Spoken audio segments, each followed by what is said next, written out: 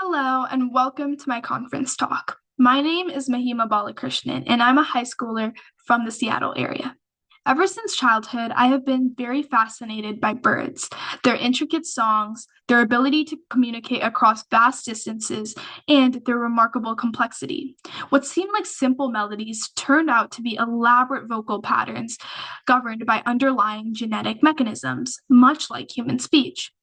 Now, imagine a world where the key to understanding human speech and its disorders lies in the songs of birds.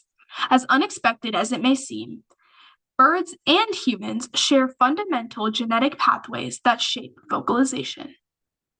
My research delves into this, exploring the research question: how does genetic hybridization through the mixing and mating of species affect the vocalization genes in birds, and how can that provide new approaches for human speech therapy?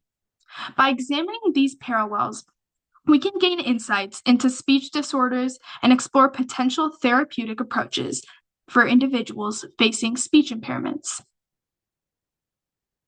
To understand this connection, I first looked into the genetic foundation of vocal learning. Birdsong, like human speech, is not innate, but is learned and refined through practice and social interaction. This process is driven by very specific genes. Most notably is FOXP2, a highly conserved gene amongst vertebrae. FOXP2 is expressed in the brain regions of area X and HVC, which are crucial for song learning and modification in birds. Similarly, in humans, FOXP2 plays a pivotal role in Broca's area, the brain region responsible for speech production. When FOXP2 is mutated, individuals experience several language deficits, struggling with pronunciation, grammar, and fluid speech. But FOXP2 is only part of the picture. Other genes, such as FOXP1 and CNTNAP2, contribute to the complex neural circuits underlying vocalization.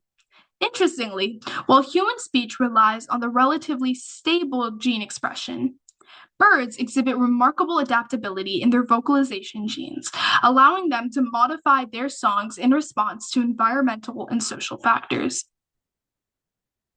Understanding these connections between birds and humans led me to consider hybridization and how it may impact vocalization genes in birds, and how this could inform human speech therapy. Hybridization is a powerful lens through which we can observe how gene expression impacts vocal learning. While non-hybrid birds follow species-specific song templates and learn through social interactions and practice, hybrids often produce vocalization that blends both elements of parent species. This phenomenon is known as blended vocal traits and reflects a mix of inherited vocal patterns and is linked to altered gene expression in area X and HBC. Moreover, non-hybrid birds exhibit conserved gene expression, maintaining stable neural regulation and predictable vocal patterns, while hybrids undergo more dynamic genetic modifications. This can be seen in the spectrogram comparing the song patterns of hybrid and non-hybrid finches. It shows the distinct frequency and time variations among small tree finches, medium tree finches, and their hybrid group.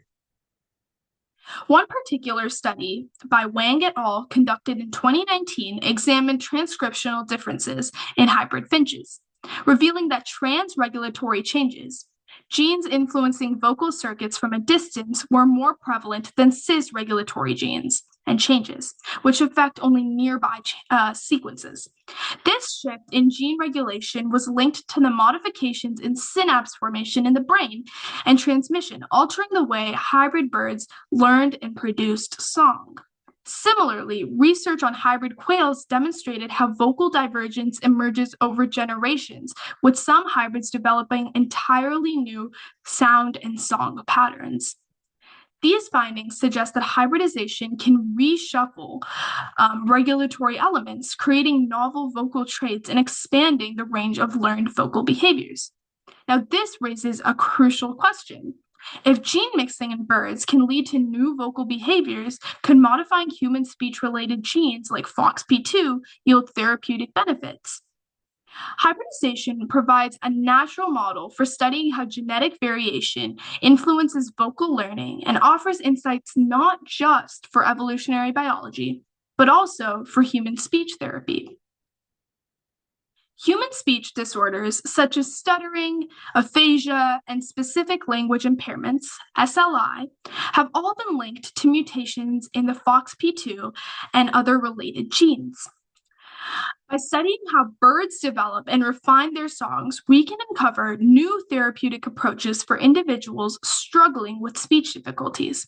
For example, zebra finches, a small songbird that learns their vocalization much like human infants, offer a powerful model for understanding speech development.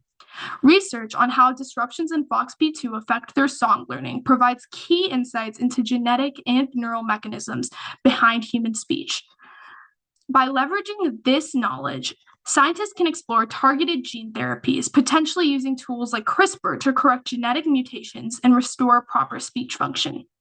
In this way, birdsong research not only deepens our understanding of vocal learning, but also opens new frontiers in treating human speech disorders.